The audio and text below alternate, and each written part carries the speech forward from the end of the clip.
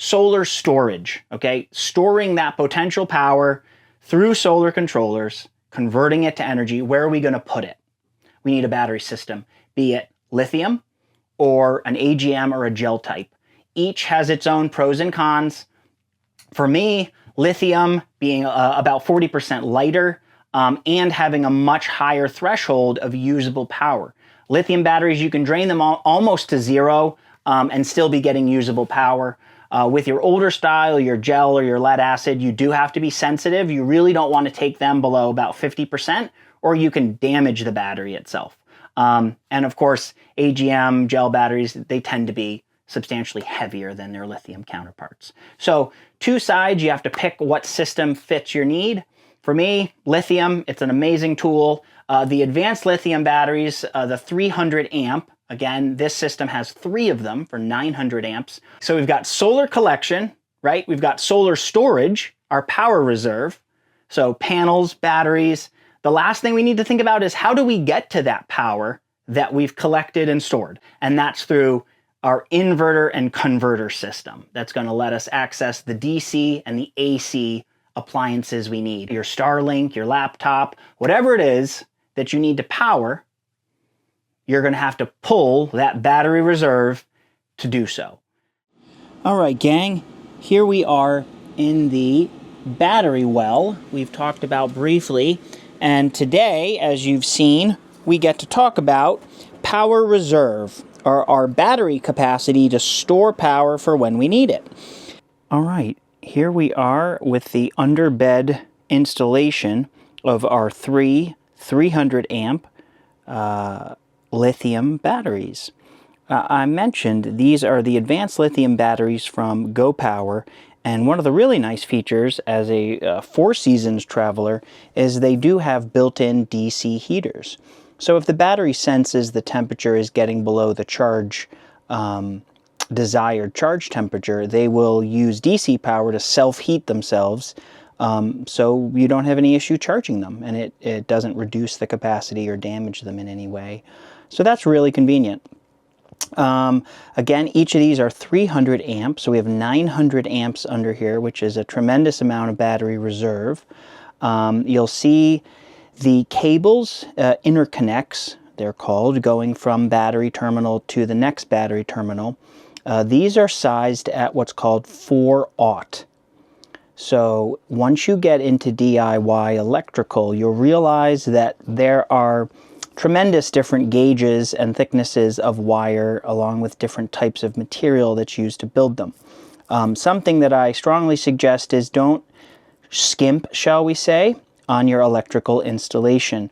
I've seen a number of different installations where individuals have, without realizing it, undergauged or miswired their applications, not providing a thick enough and a proper enough gauge of wire to carry the usable amperage and load. And what that can cause is, of course, different failures, but the real problem we're faced with is fire. Fire, as we all know, is a bad thing. So the reason being is as the energy, the stored energy from the battery is traveling through these cables, okay, the smaller the cable and the more energy that's passing through it, heat is generated. That's pretty much across the board.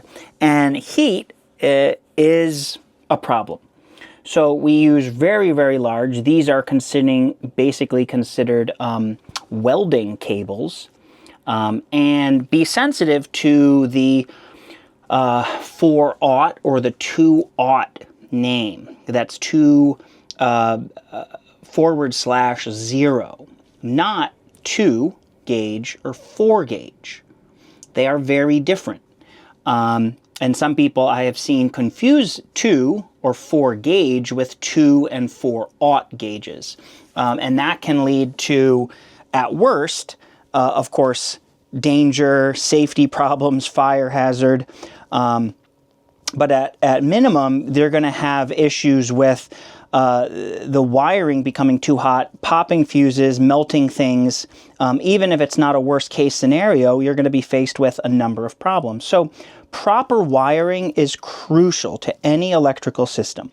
And when you're talking about batteries, it is one of the most crucial pieces, because this is where all the power comes from and goes to.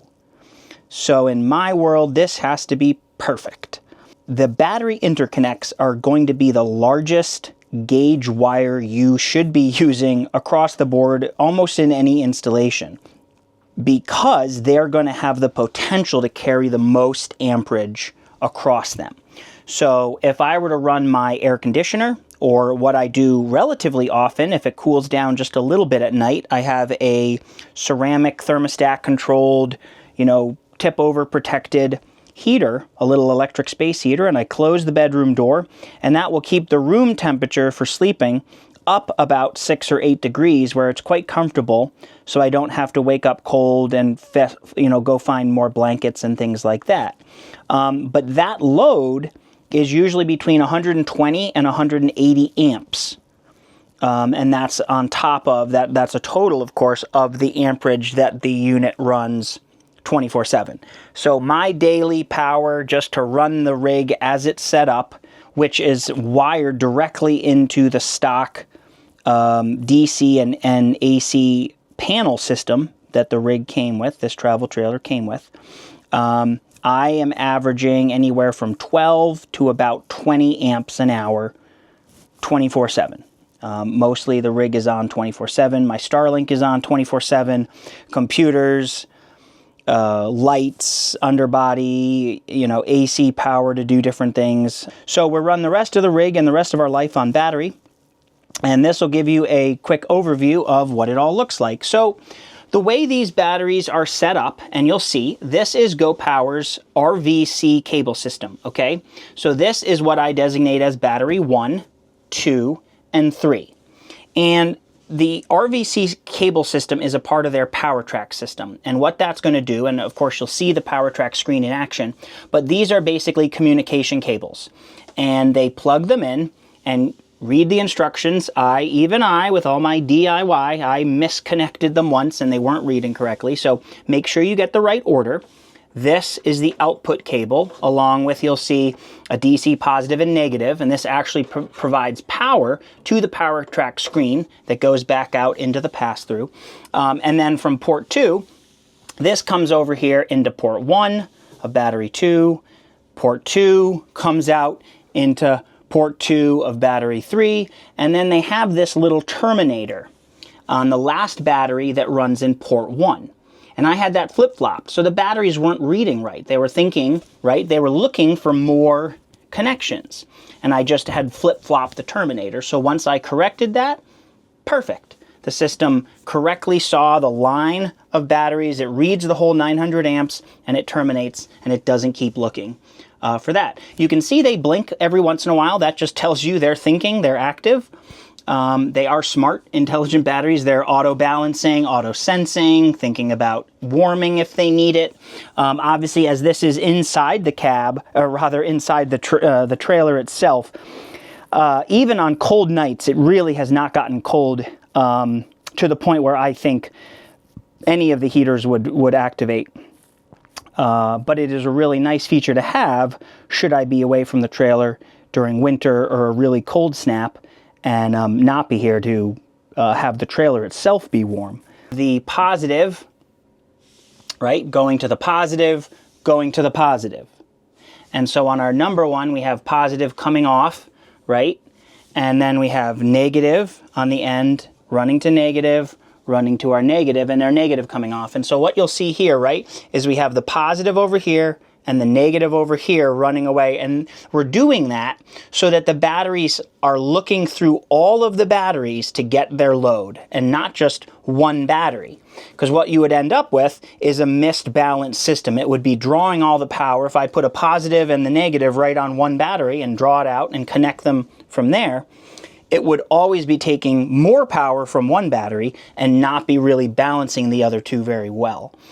So this is the preferred way to go. Of course, if you have one battery, you're just going to go positive and negative. If you have two, it's going to be positive and negative, and you're just going to have one less connection.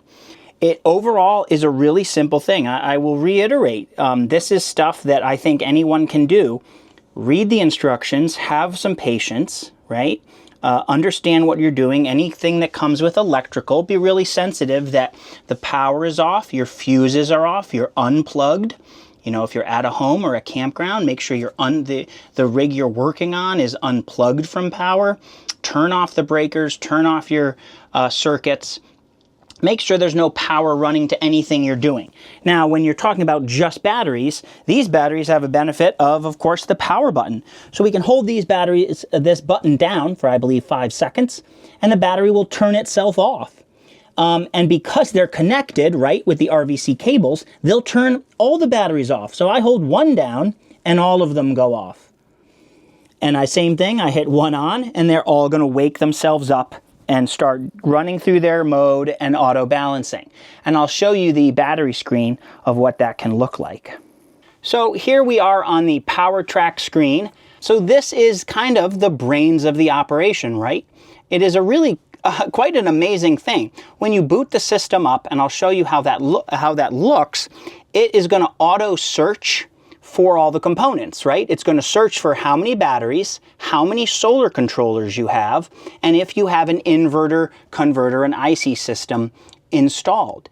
And all that's going to pop up on the screen. You give it a few seconds, you wait for it, it's going to think and cycle, and then it'll say, do you want to load? And you tap load.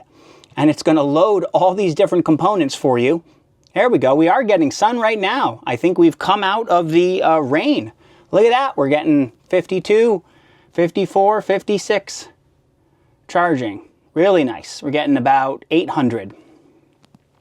So that's fantastic. And remember, on our 1200 watt system, you've seen the solar install, and 2 panels, so that's 400 of our watts, are actually facing slightly away from the other side of the trailer, right? So getting 800 watts right now means we're almost running at 100%. I would suggest almost 100%. So that's quite good coming out of the rain and clouds all morning. We may get, I would guess, 1 or 2 good hours of sun, and then it'll begin to trickle back down as we look for dusk. All right, gang, that is it for part 2, Solar Reserve, looking at the battery system here of the Powertrack system. Join me as we get into part 3. We're going to look at what all the individual units are that are powering this system. The inverter charger, the wiring, the fuse, the solar controllers, the bus bars. We're going to look through our past storage, our storage bay where I've mounted all of that, and get into what it's all doing, how it's all working, and how I connected it. Thanks for joining me as we talk about battery fun, how that works, along with looking at the Powertrack screen behind me itself. Check back soon for more. Part 3 coming. Join me for part 3, controlling our solar power, looking at the inverter charger 3000 system, along with the individual solar controllers, the bus bars, and the wiring that all comes together to let us access our AC power and our DC power pulling from that battery reserve.